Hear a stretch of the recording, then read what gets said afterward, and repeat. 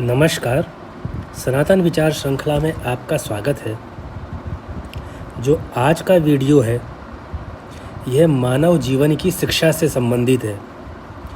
एक उपनिषद है जिसे कठोपनिषद भी कहा जाता है और सामान्य भाषा में कथा उपनिषद भी कहा जाता है। यह उसी उपनिषद का सार है। बहुत ही रोचक भाषा के अंदर इसको मैंने तैयार किया है, प्रयास बहुत किया है।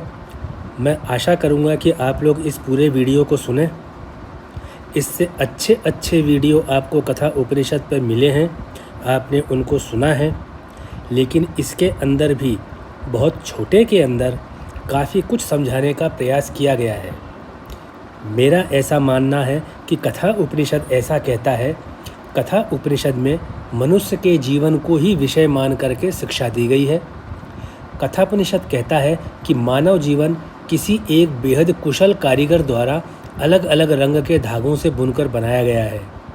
मानव जीवन को बनाने वाला कारीगर बहुत ही कुशल कारीगर है। वह इतना कुशल है कि उसके काम में गलती निकालना संभव ही नहीं है।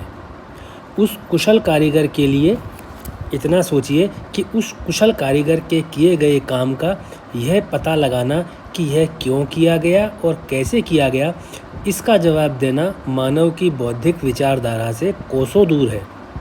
लेकिन हम सभी लोग सामान्यतः अपने जीवन को अपने दिमाग या मन में आए हुए क्षणिक विचारों के साथ साथ जीते चले जाते हैं, क्योंकि हम केवल इतना समझ पाते हैं कि हमारा जीवन मात्र एक खुली किताब है और जो हमारे मन में आ रहा है हमारे जीवन में वही होते रहना चाहिए। कथा उपनिषद मनुष्य की इच्छाओं को बताता है कि जैसा हम सोचते हैं, हम चाहते हैं कि वही हमारे साथ में हो। इस प्रकार की हमारी अभिलाषाओं को भी कथा उपनिषद में समझाया गया है। हमारा ऐसा विचार करना कि हमारा जीवन हमारे द्वारा ही निर्देशित होना चाहिए, यही मानव जाति के विचार गति का दुर्भाग्य है। क्योंकि मानव जीवन एक बिल्कुल समतल धरातल पर बिछा हुआ कपड़ा नहीं है, जिस पर हम अपनी गति से चलते चले जाएं और आने वाली सभी भविष्य की घटनाएं हमारे वर्तमान के विचारों की शर्त मानने वाली ही हों, ऐसा संभव नहीं है। इसी असमतल धरातल को संसार कहते हैं और हम सभी इस असमतल धरातल के बुने हुए जाल में फंसे ही रहते हैं। ऐसा सृष्टि आरंभ होने के पहले दिन से हो रहा है और आज भी इस तरह अपने मन के घेरे में उलझकर रहना ही मानव का अपना बनाया हुआ स्वयं का भाग्य है। साथ में जब हम संसार को विश्लेषणात्मक दृष्टि से देखते हैं तो हमें पता चलता है कि भविष्य में जन्म लेने वाली हमारी संतति भी हमारी तरह उनके अपने मानसिक वेग में ही फंसी रहेंगी, क्योंकि मनुष्य का चरित्र इसी प्रकार का है, मनुष्य की रचना इसी प्रकार की है। वह बनी हुई रचना को समझ ही नहीं पाया। जीवन का हमारे से जो अनुबंध है वह केवल मौज मस्ती देने के लिए ही नहीं है। जो हमें पसंद हो वह हम सोचें और प्राप्त कर लें, और जो हमने नहीं चाहा वह हमारे साथ न हो। इस प्रकार से हो नहीं सकता, लेकिन मनुष्य ऐसा ही चाहते हैं कि ऐसा ही होना चाहिए।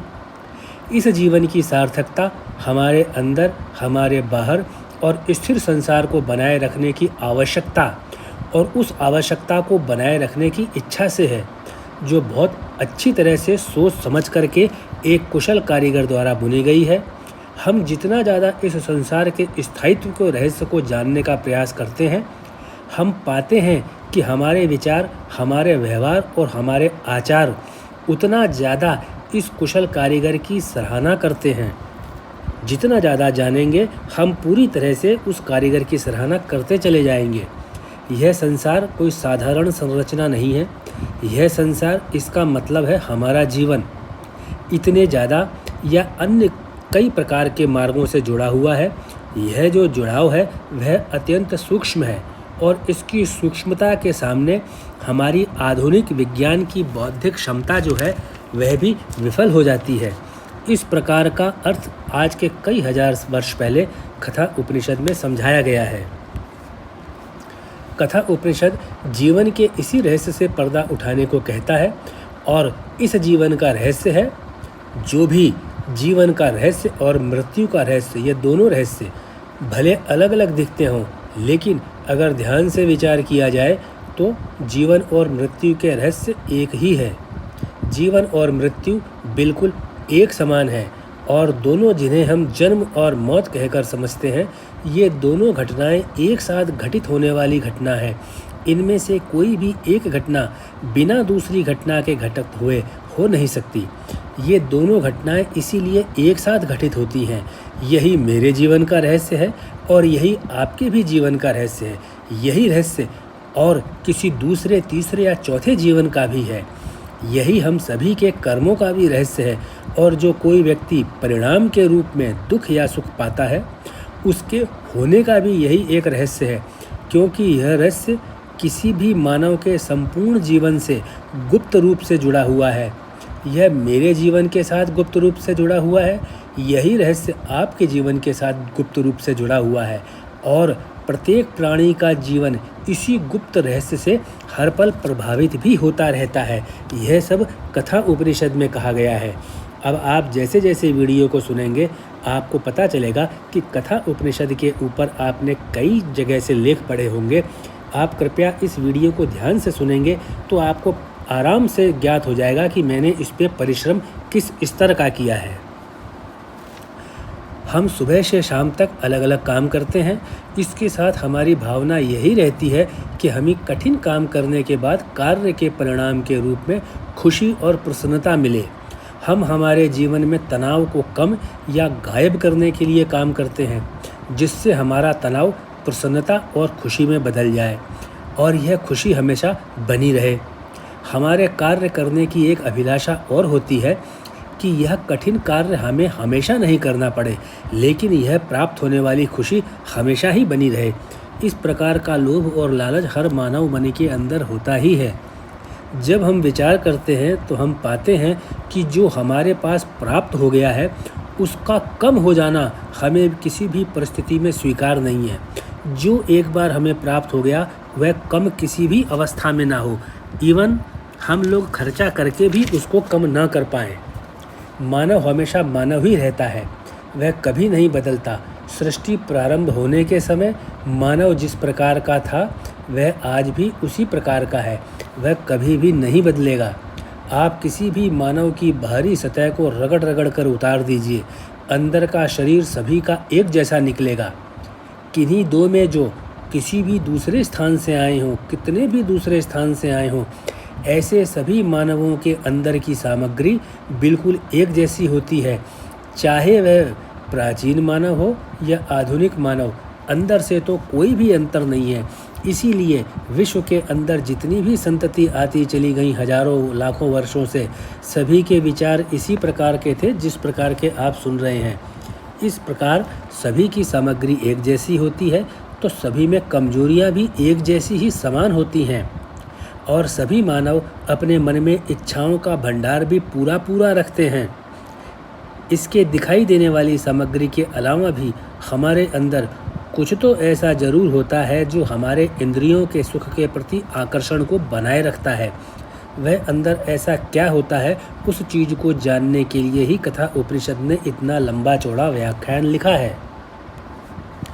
और जो एक अनजान सा हमारे अंदर बैठा है, जिसकी चाहत केवल सुख की है, मात्र सुख और खुशी चाहता है, वह और उस खुशी की तरफ ही हमारे आकर्षण को पैदा करता है।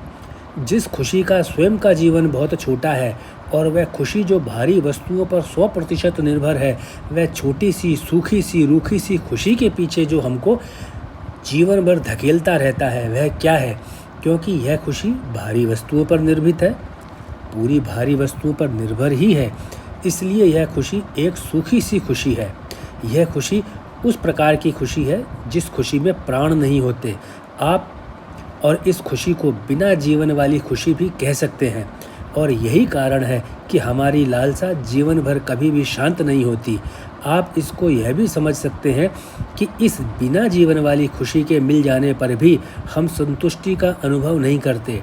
यह खुशी यानी इस प्रकार की खुशी, इस प्रकार की प्रसन्नता हमारे जीवन का अभिन्न अंग बन ही नहीं पाती। इसलिए वस्तुओं को पाने की हमारी प्यास कभी नहीं बुझती और सब कुछ जानकर भी हम इस अंधकार को अपने साथ लिए चलते हैं। हमेशा इसी अंधकार में घिरे रहते हैं जिसे अहंकार कहा जाता है। आप देखिए कथा उपनिषद ने अहंकार की कितनी सुंदर व्याख्या की है। यही भारतीय सनातन साहित्य, भारतीय हिंदू साहित्य जो है उसकी ब्यूटी है, उसकी सुंदरता है। आप इस वीडियो में जो सुन रहे हैं, जो भी सुन रहे हैं, वह कथा उपनिषद की विवेचना है। कृपया आगे सुनिए। अहंकार केवल वह नहीं है जो एक बड़े अधिकारी का किसी छोटे या साधारण कर्मचारी के साथ व्यवहार में आता है। अहंकार केवल वही मात्र नहीं है जो एक बड़े और सफल व्यापारी का किसी उसके कर्मचारी या छोटी पूंजी वाले व्यापारी के साथ अशिष्ट व्यवहार में झलकता है। इस प्रकार का अहंकार तो बहुत कमज़ोर होता है। जब साधारण कर्मचारी बड़े अधिकारी के सामने से हट जाएगा तो वह तो अहंकार रहेगा ही नहीं। इस प्रकार अन्य उदाहरणों में भी होगा। लेकिन उपनिषद समझाता है कि एक व्यक्ति अपने स्वयं के अहंकार से भला दूर कैसे जाएगा। उस व्यक्ति का अहंकार उसे संतुष्ट होने ही क्यों देगा, क्योंकि अहंकार तो अपना काम करेगा ही, अपने स्वभाव के विपरीत वह काम कर भी कैसे सकता है। उस अहंकार का चरित्र ही उसके द्वारा पतन के मार्ग पर जाने की व्यवस्था है। यह जो अहंकार है, यह मनुष्य को पतन पर मार्ग ले जाने के लिए पूरी की पूरी व्यवस्था बनाता है कि उसका विकास न हो पाए। यही अहंकार हमें अपने स्वयं की पहचान करने से रोकता है। यही अहंकार हमें स्वयं को पहचानने से रोकता है और हर पल हमारे व्यक्तित्व को हिलाता रहता है। इसी अहंकार के कारण हमारा व्यक्तित्व स्थिर नहीं हो पाता। हम अगर यह पहचानने का प्रयास भी करते हैं कि क्या हम केवल उतना भर ही हैं जो हम दिखाई देते हैं, लोग हमें जैसा जानते हैं, क्या हम उतने ही हैं, क्या हम केवल एक आदमी हैं, क्या एक महिला है या एक बच्चा ही है, क्या हम एक अधिकारी हैं, व्यापारी हैं या एक केवल कर्मचारी ही हैं, या हम इन सब के अलावा भी और कुछ हैं। और जो यह और कुछ को जानने का प्रयास है वह अहंकार के द्वारा ही रोका जाता है। इसी कारण से हमारा चित्र और हमारा व्यक्तित्व स्थिर नहीं हो पाता। जब हम यह जानने का प्रयास करेंगे कि हम एक शरीर के अलावा और क्या क्या हो सकते हैं, तभी तो हमें पता चलेगा कि हमारी चेतना कैसी है और उसका प्रकार क्या है। अहंकार के रोके जाने पर भी हमारी सूक्ष्म चेतना हमेशा हमें यही सलाह देती है कि हम अपना जीवन व्यर्थ कर रहे हैं। लेकिन हम हमेशा अपनी चेतना या आत्मा की आवाज़ को अनसुना करते रहते हैं। उसका कारण है कि हमारे अपने व्यक्तित्व की भी कई कई परतें हैं, और जो ये परतें हैं वे ब्रह्मांड के सादृश्य हैं, जिसके आधार पर उपनिषद के द्वारा समझाया गया है कि हम केवल शरीर मात्र नहीं हैं, क्योंकि हम अपनी त्वचा के अंदर समाये हुए शरीर को भी किसी का बेटा, किसी का पति, किसी की बेटी, किसी की पत्नी या कोई अन्य रिश्ते में बांधकर ही देख पाते हैं, जबकि वह तो शरीर के बाहरी आवरण के रिश्ते हैं। आप देखिए कथा उपनिषद कहता है कि जो आपकी स्किन चमड़ी के बाहर है, तभी तो जाकर के आप सामने वाले को रिश्ते में दिखाई देते हैं। चमड़ी के अंदर से कोई रिश्ता नहीं है। आप और मेरे शरीर के अंग, आपके और मेरे शरीर के अंग अपने किसी रिश्तेदार के शरीर के उसी अंग के भाई बहन, पति पत्नी या किसी और के रिश्ते में तो कभी नहीं होते। मान लीजिए एक व्यक्ति किसी का पिता है, तो क्या उसका हृदय भी उस पुत्र के हृदय का पिता होगा? उसके हाथ भी उस पुत्र के हाथ के पिता होंगे? ऐसा कभी नहीं होता। तो फिर वास्तव में क्या हमारी सच्चाई, हमारी दुनिया या हमारे स्वयं का इस संसार के साथ जोड़ इस शरीर की चमड़ी के बाहर का ही है? क्या केवल इतना ही है? इसी को महान उपनिषद में महान ज्ञानी द्वारा समझाया गया है कि जो चमड़ी के बाहर जो हम दिखाई देते हैं, केवल वही हमारे रिश्ते रोक पाते हैं। अंदर से हमारा किसी के साथ कोई रिश्ता नहीं है। यह जो हमारे अंदर है उसे स्वयं करके बताया गया है। स्वयं मतलब सेल्फ। जब तक यह स्वयं स्वीकार नहीं होगा, इसकी प्रकृति भी स्वीकार नहीं होगी, और अंत में हमें स्वयं के अस्तित्व और वास्तविक व्यक्तित्व के भी दर्शन नहीं होंगे। जब तक ऐसा नहीं होगा, हमारे चित्त पर अहंकार का शासन रहेगा और हम अपने ही शत्रु को रोज रोज सजा सवार कर ताज़ा बनाए रखेंगे। किसे? अपने ज्ञान के अंधकार को, जिसे अहंकार बताया गया है। हमारी दिनचर्या और हमारे पूरे जीवन के कर्म उसी अहंकार नाम वाले शत्रु का ही पोषण करते रहेंगे, जिसका परिणाम यह निकलेगा कि हम अपने में स्वयं को ही खोते चाहेंगे। हम अपने में स्वयं को खोज तो नहीं पाएंगे, लेकिन उसको डुबोते ज़रूर चले जाएंगे। इसका अर्थ यह भी है कि जब हम स्वयं को ही नहीं पहचानते तो बाहरी वस्तु को भला पहचानेंगे भी कैसे। इसलिए हमारे जीवन का अनुभव किसी भी प्रकार का महत्व भी नहीं रखता। अनुभव या वह अनुभव केवल दुख और पीड़ा का एक ढेर बनकर रह जाता है और हमें अपना जीवन केवल कष्टों से भरा हुआ और कई कई प्रकार के कष्टों से भरा हुआ ही महसूस होता रहता है। किसी को लगता है कि आखिर यह कष्ट होता ही क्यों है, तो यह समझने की बात है। आखिर संसार है क्या? हम तो यह भी नहीं जानते कि यह संसार कब शुरू हुआ और किस दिन ख़त्म होगा। यह संसार तो हर क्षण हर पल बदलता जा रहा है और भविष्य में इस संसार में जो भी बदलाव आएगा हमें उसका भी ज्ञान नहीं है। इसलिए कष्ट ही संसार का दूसरा नाम है। यही एक महान उपनिषद, कथा उपनिषद, अज्ञानता के किले को तोड़ता है, हमारी समझ पर पड़ी हुई चादर को हटाता है।